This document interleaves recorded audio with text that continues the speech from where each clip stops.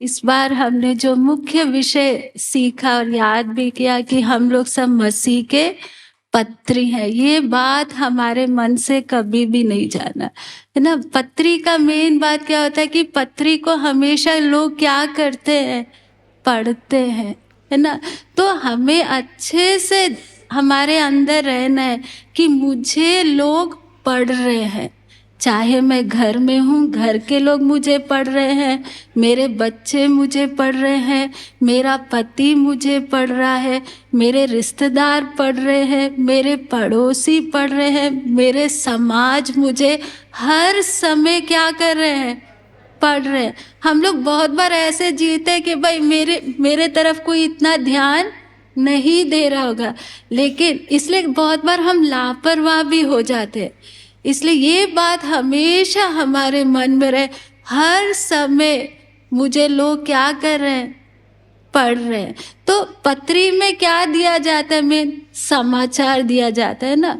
तो न्यूज़पेपर भी जब आता है तो लोग क्या करते हैं, देश भर में क्या क्या घटना हुआ उसका समाचार पढ़ते हैं। लेकिन हम किसके पत्री है, इस संसार का समाचार देने वाले पत्री नहीं, परंतु किसके पत्री है, मसीह के पत्र हैं। तो दुनिया ने हमारे जीवन के द्वारा कहाँ का समाचार उनको मिलना चाहिए, मसीह के बारे में दुनिया को समाचार मिलना चाहिए। एक कहावत है कि हम लोग तो डेली बाइबल पढ़ते हैं ना, प्रभु का वचन जब तक हम ना पढ़े हमारे अंदर क्या नहीं होता है, शांति नहीं मिलता है। और वचन हम क्यों पढ़ रहे हैं, क्योंकि प्रभु हमें आपको और अच्छे से जानना है। लेकिन बाहर के लोग, उन लोग कभी भी बाइबल नहीं पढ़ेंगे। शैतान ने उनके अंदर गलत फहमी डाला है कि नहीं, एक धर्म के लोगों का पुस्तक है। तो बाहर की दुनिया पढ़ने वाला एक ही प्रभु का वचन कौन है, हम हैं। हमें बाइबल बनकर जीकर उनके सामने क्या करना है, दिखाना है, ताकि हमें पढ़ते हुए वो लोग किसको जाने, प्रभु को जाने। उन लोग कभी भी क्या नहीं पढ़ेंगे, ये वचन नहीं पढ़ेंगे। प्रभु ने हमें एक एक अलग अलग स्थानों में रखा है ना, सबको इकट्ठा नहीं रखा है। अलग, शायद एक गांव में एक ही बहन होगी, एक कॉलोनी में एक ही बहन होगी। प्रभु ने उधर क्यों रखा है, ताकि उस कॉलोनी के, उस इलाके के लोग के लिए बाइबल आप हो। उन लोग क्या नहीं पढ़ेंगे, ये वाला बाइबल नहीं पढ़ेंगे। प्रभु ने आपको क्यों रखा है, आपके जीवन को पढ़ते हुए, हमारे जीवन के को पढ़ते हुए वो जीवित परमेश्वर को क्या करे, पहचाने। लेकिन यदि समाचार पत्री में गलत खबर छप जाए तो उसका असर कितना गहरा होगा, है ना। हमारे साथ क्या होता है, कभी कभी हम अच्छा खबर देते हैं और कभी कभी हमारे में कैसा खबर आता है, सही खबर आता है, गलत खबर आता है ना। तो उससे दुनिया के लोगों पर क्या असर पड़ रहा है, उन लोग परेशान है। पता नहीं, कभी तो बहुत अच्छे हैं, कई बार तो ये पता नहीं कौन सा स्वभाव इन लोग दिखाते हैं। तो फिर उससे दिक्कत क्या हो रहा है, उन लोग परमेश्वर को पहचान नहीं पा रहे। तो हम लोग ने इस बात का ध्यान देना है कि प्रभु मेरे जीवन के द्वारा कभी दूसरों को एक गलत खबर ना मिले। हम उसके लिए कोशिश भी करते हैं, है ना, कि हमें अच्छा जीवन जीकर दूसरों को एक नमूना देना। लेकिन बहुत बार क्या होता है, ना चाहते हुए भी हमसे बहुत बार गलतियां होते हैं, बाद में हमें दुख लगता है। उसका मुख्य कारण क्या है, उसके बारे में आज हम थोड़ा सा देखेंगे, पढ़ेंगे। मत्ती 22 अध्याय का, मत्ती 22 का 37 और 38 39। उसने उनसे कहा, तू परमेश्वर अपने प्रभु से अपने सारे मन और अपने सारे प्राण और अपनी सारी बुद्धि के साथ प्रेम रख। बड़ी और मुख्य आज्ञा तो यही है, और उसी के समान ये दूसरी भी है कि तू अपने पड़ोसी से अपने समान प्रेम रख। 40 पे, ये ही दो आज्ञाएं सारी व्यवस्था और भविष्यद्वक्ताओं का आधार है। हाँ, तो यहाँ पे सबसे बड़ी और मुख्य आज्ञा क्या है?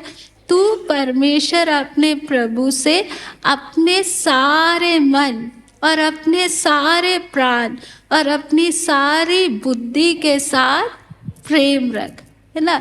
ये सबसे मुख्य आज्ञा। लेकिन हम सोचे, अपने आप से सवाल करें कि क्या हम इस आज्ञा का पालन करते हैं? मैं भी बहुत बार इस आयत के सामने मैं भी प्रार्थना करती, प्रभु जैसे मैंने इस आज्ञा का पालन करना है मैं नहीं कर पा रही हूँ, है ना। बहुत बार प्यार तो हम करते, हम सबके सब परमेश्वर को प्यार करते, इसीलिए हम सब यहाँ पर बैठे। लेकिन यहाँ पर खाली प्रेम कर करके नहीं लिखा है, यहाँ पर क्या लिखा है?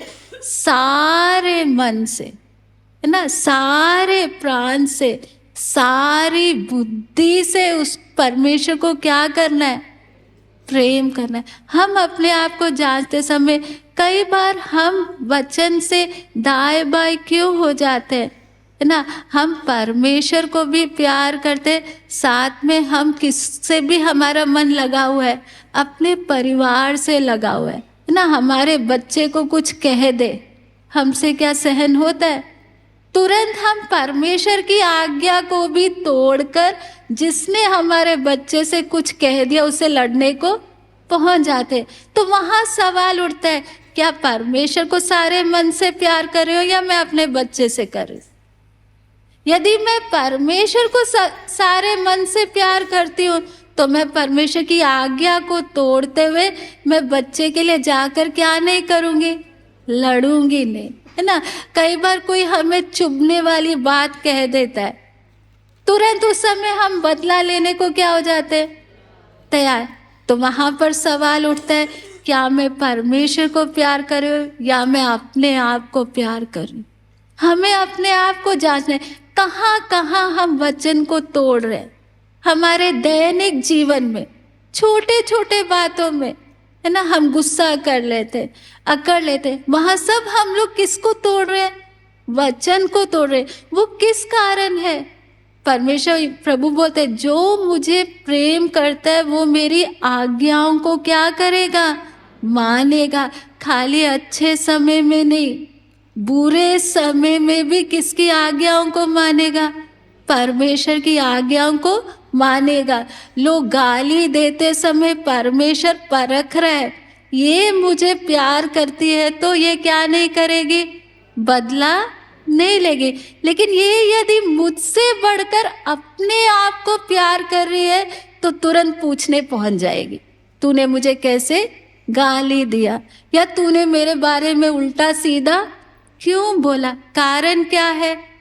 उस समय हम परमेश्वर से बढ़कर किसको प्यार करते?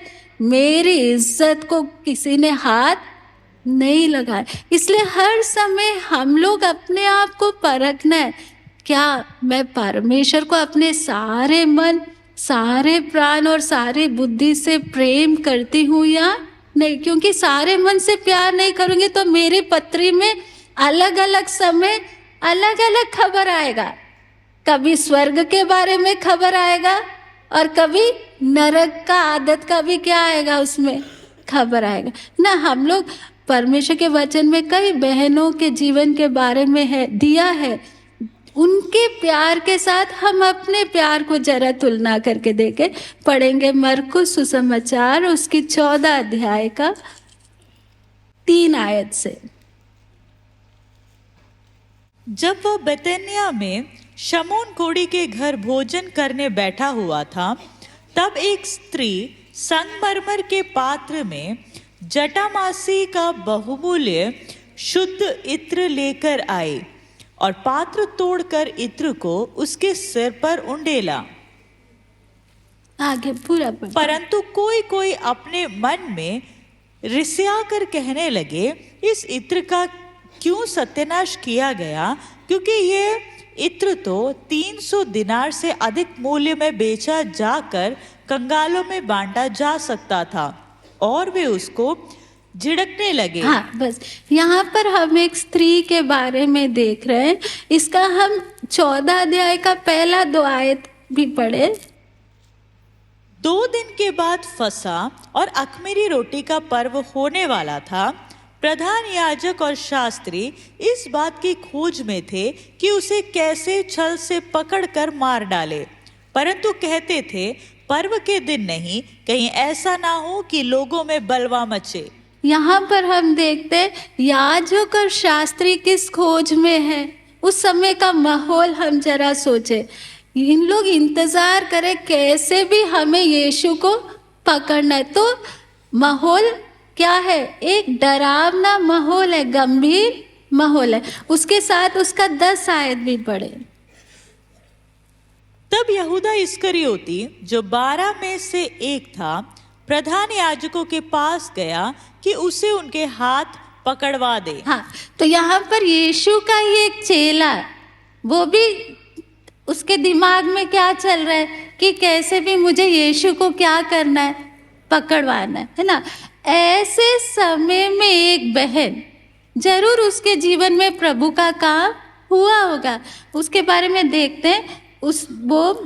जब वो भोजन करने को बैठा, तब एक संगमरमर के पात्र में जटामासी का बहुमूल्य शुद्ध इत्र लेकर आए, है ना। यहाँ पर ये इत्र का मूल्य, कीमत हम देखेंगे तो एक व्यक्ति का 1 साल का पूरा दिहाड़ी है। 300 दिनार बोले तो उस समय एक व्यक्ति का पूरे साल भर का मेहनत का पैसा है।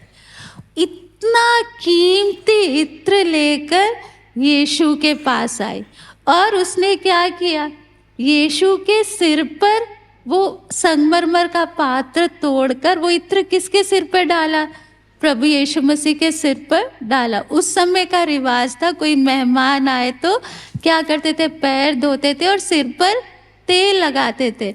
लेकिन ये स्त्री तेल नहीं लगा रही है, ये क्या कर रही है, पूरा पात्र तोड़कर क्या कर रही है, इत्र किसके सिर पर उंडेल रही है?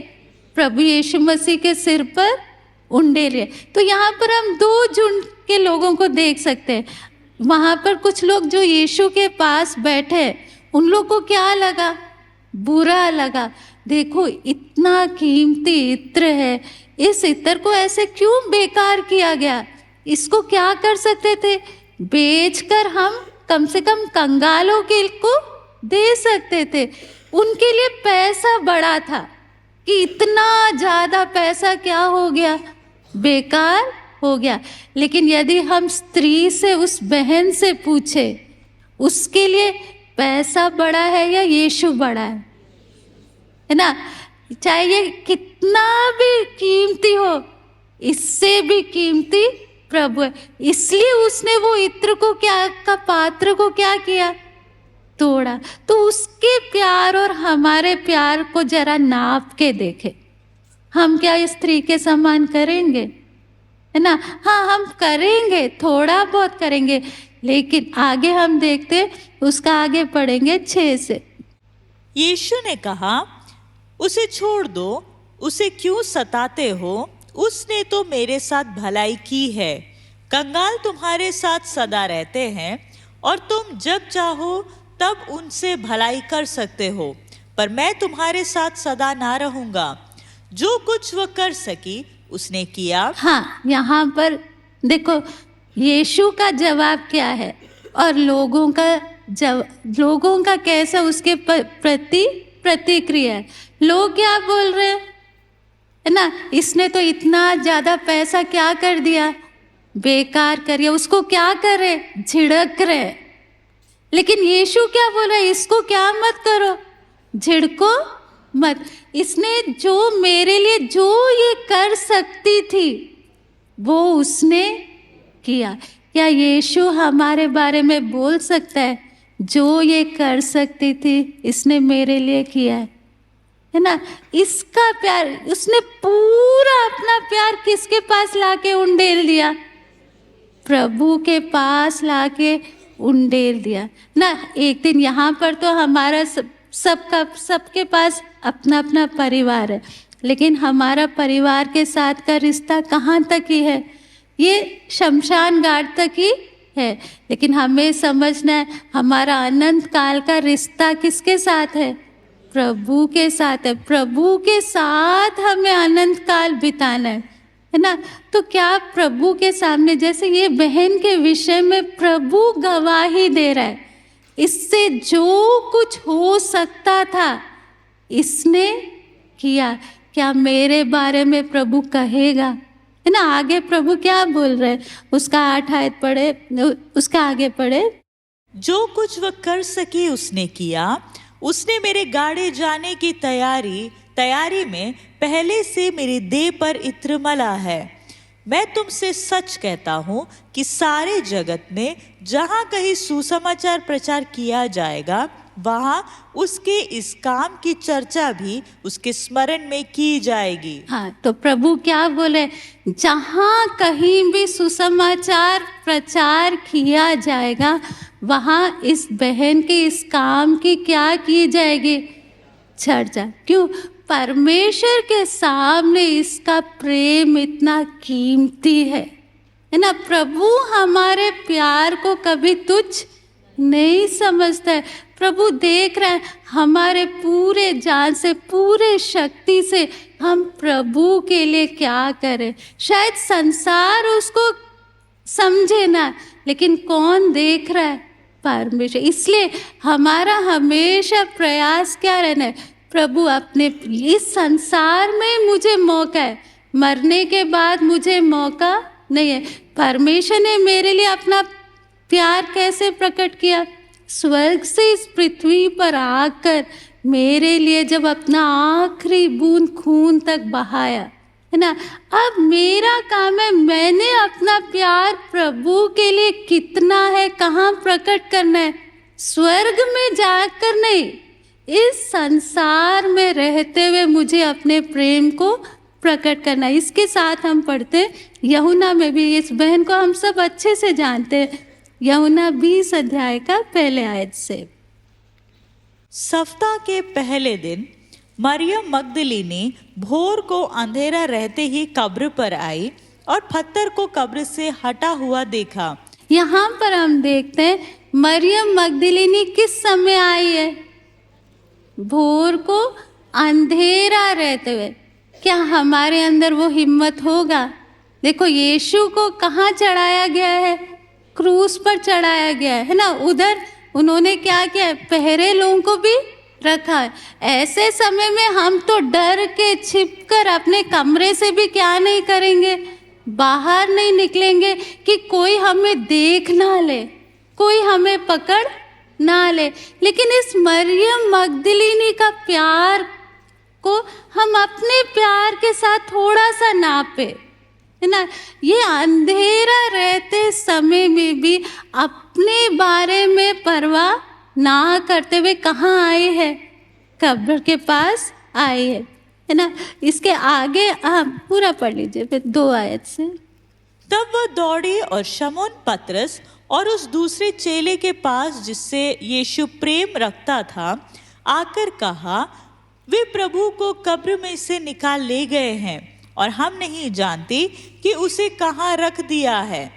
तब पतरस और वह दूसरा चेला निकलकर कब्र की ओर चले।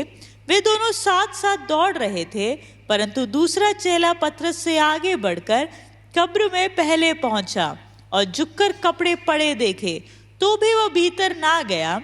तब शमौन पतरस उसके पीछे पीछे पहुंचा और कब्र के भीतर गया और कपड़े पड़े देखे, और वह अंगोछा जो उसके सिर से बंधा हुआ था कपड़ों के साथ पड़ा हुआ नहीं, परंतु अलग एक जगह लपेट कर रखा हुआ देखा। तब दूसरा चेला भी जो कब्र पर पहले पहुंचा था भीतर गया और देखकर विश्वास किया। वे तो अब तक पवित्र शास्त्र की वो बात ना समझे थे कि उसे मरे हुओं में से जी उठना होगा। तब ये चेले अपने घर लौट गए। उसका 11 से। परंतु मरियम रोती हुई कब्र के पास ही बाहर खड़ी रही और रोते रोते कब्र की ओर झुककर 2 स्वर्गदूतों को उज्जवल कपड़े पहने हुए, एक को सिरहाने और दूसरे को पैताने बैठे देखा, जहां यीशु का शव रखा गया था।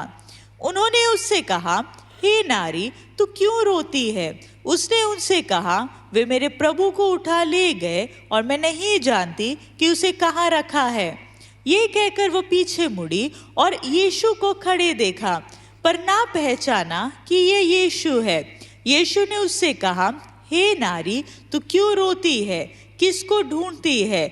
उसने माली समझकर उससे कहा, हे महाराज, यदि तूने उसे उठा लिया है तो मुझे बता कि उसे कहाँ रखा है और मैं उसे ले जाऊंगी। हाँ, बस यहाँ पर हम देखते हैं मरियम भी हमारे समान ही एक बहन है ना। यहाँ पर देखते चेले लोग को जब देखा कि यीशु वहाँ नहीं है तो चेले लोग अपने घर में वापस चले गए। हम भी होते तो हम भी क्या करते? ठीक है, आए तो थे लेकिन यहाँ पर यीशु नहीं मिला, लेकिन एक बहन होते हुए अकेले वहां पर खड़ी है। उसके दिल में क्या नहीं आया? तसल्ली नहीं आया, मेरे को कैसे भी यीशु का कम से कम लाश ही मिल जाए ना। उसके सामने यीशु को इतनी बुरी तरह कहाँ चढ़ाया?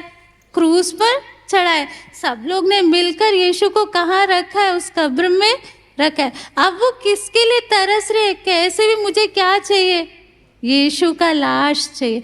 तो वहां पे जब उसने यीशु को नहीं पहचाना, यहाँ पर वो यीशु को बोलती है, मुझे कहाँ रखा है बता दो, मैं उसको लेकर जाऊं।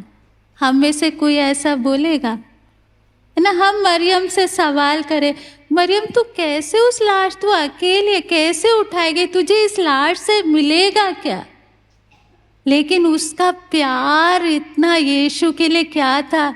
गहरा था कि वो किसी चीज का क्या नहीं करे, परवाह नहीं करे। तब प्रभु यीशु मसीह क्या बोलते हैं? उसका 16 आयत, यीशु ने उससे कहा, मरियम। उसने पीछे मुड़कर उससे इब्रानी में कहा, रब्बूनी, अर्थात हे गुरु। उस 17 यीशु ने उससे कहा, मुझे मत छू, क्योंकि मैं अब तक पिता के पास ऊपर नहीं गया, परंतु मेरे भाइयों के पास जाकर उनसे कह दे कि मैं अपने पिता और तुम्हारे पिता और अपने परमेश्वर और तुम्हारे परमेश्वर के पास ऊपर जाता हूँ। हाँ, यहाँ पर उसके प्यार को देखकर उस समय हम देखते हैं कि प्रभु यीशु मसीह नीचे अधोलोक में जो परदूस में जो संत लोग थे, शुरू से अब्राहम, दाऊद, जितने भी पुराने नियम के संत लोग थे, उनकी आत्माओं को लेकर स्वर्ग के परदूस में ले जा रहे हैं, है ना। ले जाते समय रास्ते में मरियम के उस प्यार को देके प्रभु यीशु मसीह उधर ही रुक गया। सोच को, इसका प्यार ने यीशु को सबसे बड़े काम में भी रोककर यीशु उसको क्या दे रहा है? दर्शन देकर क्या बोल रहा है? जब वो छूने गए तो क्या, मुझे अभी मत छू, मैं अभी किसके पास नहीं गया हूँ? पिता के पास नहीं गया। सोचो, उसके प्यार को देखकर कौन खड़ा हो गया? कौन रुक गया? प्रभु यीशु मसीह रुक गए। आज मेरा प्यार यीशु के सामने कैसा है ना? वचन में लिखा है, हम लोग क्या है, कई बार गुनगुने, ना तो गर्म है और ना ही ठंडे। इन दिनों में जब प्रभु का आगमन बहुत नजदीक है, हमारा रोज प्रार्थना क्या रहना है? प्रभु, मुझे आपको सारे मन से, सारे प्राण से, सारे शक्ति से प्यार करने के लिए आप क्या करें? सहायता करें। बहुत बार हम पढ़ते तो हैं, हम तो सोचते हैं, हम मानते हैं, लेकिन जब टेस्ट आता है हम क्या हो जाते हैं? फेल हो जाते हैं। और हमारे न्यूज़पेपर में, हमारी पत्री में हम कैसा खबर छापते हैं? गलत खबर छापते हैं। इसलिए मैं भी रोज प्रार्थना करती हूँ, प्रभु मुझे एक एक दिन आपको सबसे ज़्यादा प्यार करने के लिए, अपने सारे प्राण से, बाकी मैं कुछ भी ना करूं, लेकिन सबसे ज़्यादा आपको प्यार करने के लिए, इस आज्ञा को मानने के लिए प्रभु आप मेरी सहायता कर। मेरी रोज की प्रार्थना है है ना। जब प्यार होगा तो अपने आप प्यार कभी चुप नहीं रहेगा। यहाँ पर देखते हैं मरियम मगदलिनी के अंदर प्यार होने के कारण अंधेरे में भी कहाँ पहुँच गए, कब्र में पहुँच गए। आज हम आराम से लापरवाही से क्यों जी रहे हैं? क्योंकि हमारे अंदर जैसे प्रभु के लिए प्यार होना है, प्रभु के लिए प्यार नहीं है। आधा हम प्रभु को प्यार करते हैं, आधा हम अपने आप को प्यार करते हैं। आधा हमारा मन किस में उलझा हुआ है, हमारे परिवार में उलझा हुआ है। इसलिए हम लोग बहुत बार चाहते तो है प्रभु मुझे आपके लिए अच्छा जीवन जीना है, लेकिन बहुत बार अच्छा खबर भी देते हैं और बहुत बार कैसा खबर भी देते हैं, गलत खबर देते हैं। इसलिए हमें सबसे ज़्यादा ध्यान क्या देना है? प्रभु एक एक दिन, जब आपका आगमन एक एक दिन नज़दीक आते जा रहा है, प्रभु हमारा दुल्हा है ना, वो दुल्हन को लेने आ रहा है ना। पति पत्नी का संबंध में सबसे मुख्य चीज क्या है? प्यार है ना। तो प्रभु भी हमारा किस बात पे ध्यान दे रहा है? मैं एक एक दिन प्रभु से कितना प्यार कर रही हूँ ना। तो वो प्यार दुनिया की बातें, बाकी बातों से हमारा ध्यान हटाते हुए हम प्रभु को प्यार करेंगे तो हमारे पत्री में हमेशा किसके बारे में ही खबर आएगा? प्रभु के बारे में, स्वर्ग के बारे में, ताकि हमारे जीवन के द्वारा प्रभु लोग किसको पहचान सके? प्रभु को पहचान सके। आइए हम प्रार्थना करें। स्वर्गीय पिता, धन्यवाद करते प्रभु जी, आपने इस प्रकार हमें इकट्ठे होने के लिए, आपके वचन को सीखने के लिए आपने सहायता किया। पिता, हमने आपसे प्रेम नहीं किया, आपने पहले हमसे प्रेम किया। हम उस प्रेम के लायक नहीं थे पिता, हम पाप के दलदल में पड़े हुए थे, हमारे अंदर कोई योग्यता नहीं था, फिर भी आपने हमसे प्रेम किया पिता। इसी प्रकार प्रभु हमें भी अपने सारे प्राण से, अपने सारे बुद्धि से, अपने सारी शक्ति से पिता एक एक दिन आपको प्यार करते हुए पिता हमारा जीवन दूसरों के लिए एक नमूना बनने के लिए, दूसरों के लिए एक पत्री बनते हुए लोगों को आपके लिए आकर्षित करने के लिए आप हमें एक एक की सहायता करें। आपके हाथों में हम सब अपने आप को सौंपते हुए यीशु मसीह के नाम से हम मांगते हैं।